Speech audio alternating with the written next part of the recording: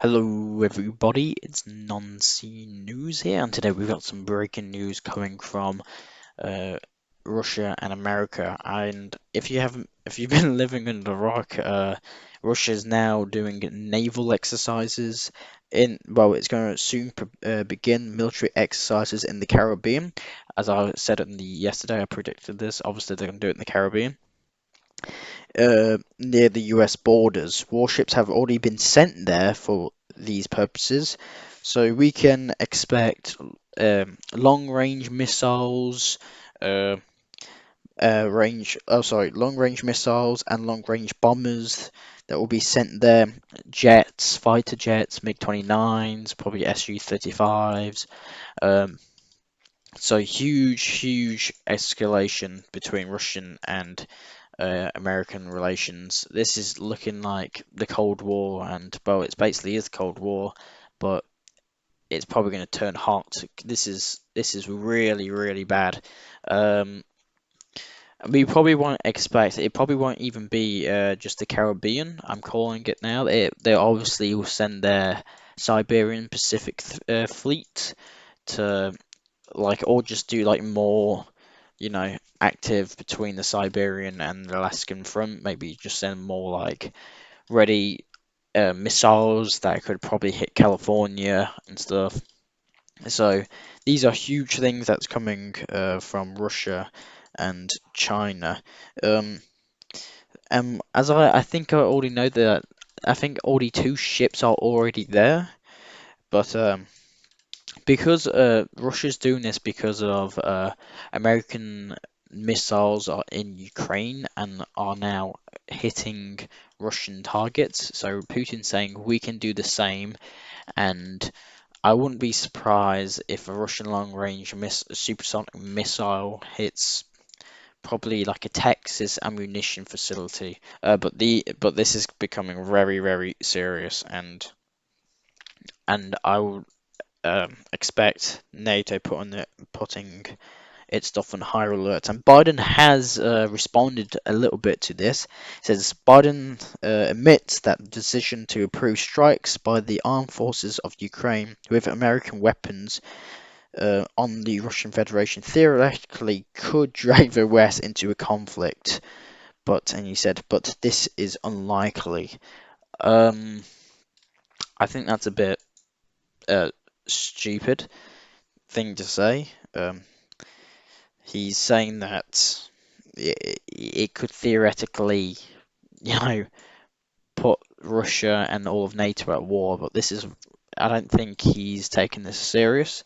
I think he's like, oh, it'll be fine.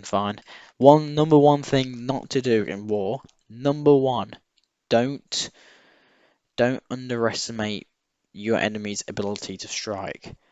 Don't underestimate enemies just ever. So sorry, not Ukraine. Biden and US is now underestimating Russia's ability to hit US targets, and they probably think it's all a joke. So this is happening very soon. But we've also got some news coming from obviously Hezbollah, Israel. This is popping off again. As I think I told you yesterday, an Iron Dome was hit and destroyed by Hezbollah, but I'm pretty sure, yeah, Hezbollah forces, and this is becoming more serious the more I look at it. But the Biden administration has warned Israel that a ground invasion of Lebanon, even if limited, could promote Iran to intervene. So the US are even saying that, look, if Netanyahu makes up his decision to do a ground invasion in Lebanon, they're saying that there's a high likely, by just like even a small like ground forces in Lebanon, they would probably the Iranians or Persians, whatever you want to call them, will come in. So very interesting. And talking about US, sorry, US will actually do an aid package, which estimates to a value about 225 million US dollars. It doesn't say what's in the package. It could just be money, so Ukraine can pay off its soldiers, and on this front, it could be just doing anti-corruption things, helping just everything turn in Ukraine. And also, we've got huge 7-hour blackouts have apparently returned in Kiev. A number of districts, in particular, Oblastki, were transferred to the scheduled 7 hours without electricity. So 2 to 7 hours of electricity. So Ukraine is facing a huge electricity problem. But we got some news coming from France. Obviously, Zelensky did attend the June 6th D-Day landing anniversary. Believe it was the 80th. But he arrived and he greeted a German veteran that fought. I put it kind of basic terms, that fought for the Nazis, fought for Hitler, even if he didn't mean to, or he did fight for Hitler, and Zelensky gave him a hug and stuff. So you can take that however you want to take that. But French President Emmanuel Macron, in the recent telephone with a conversation with the US leader Joe Biden, has proposed sending Western instructors to Ukraine, but Joe Biden does not support this idea.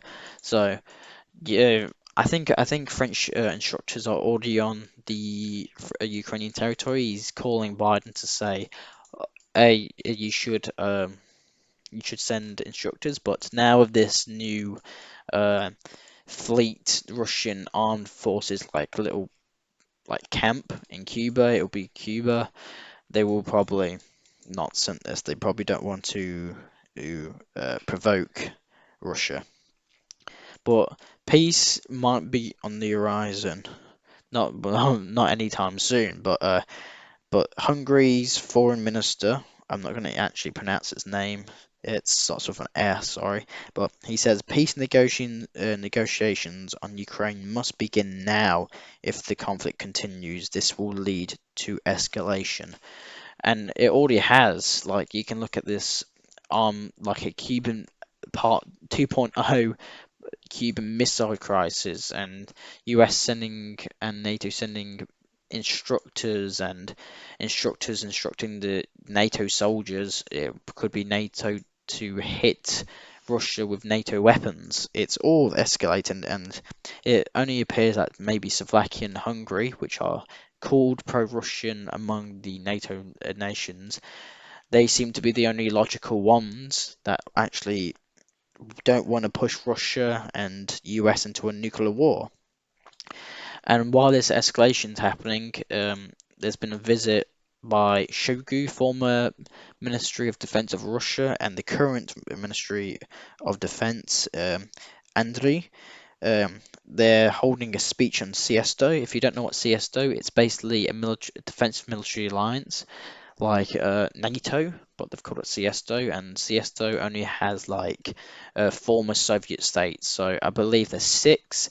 There's Russia, Belarus, Armenia, Kazakhstan, and Turkmenistan, which I can't say its name. I believe that's the only ones. But there's CSTO meeting that's happening, and very, very, very concerning.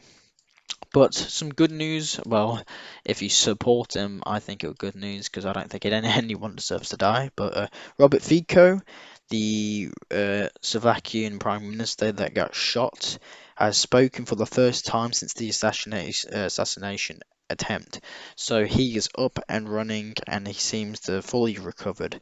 And let's go to the last news that we have today: Mexico and Nicaragua. I'm sorry, I can't pronounce that. So Mexico, Nicaru, it will not be participating in the summit on Ukraine in Switzerland. So less and less countries are going now. So Mexico and Nicaru, I think. I'm sorry. And obviously China and India, Pakistan, all like the main people, and a lot of countries are not going to Switzerland, the Switzerland conference. And that's all I have for you today. I am non-scene news. I will show you news that Western media and other medias do not show you. I hope you like this video, and I hope you subscribe and like. Um, and I wish you luck from afar. Thank you very much for watching, and I'll see you later.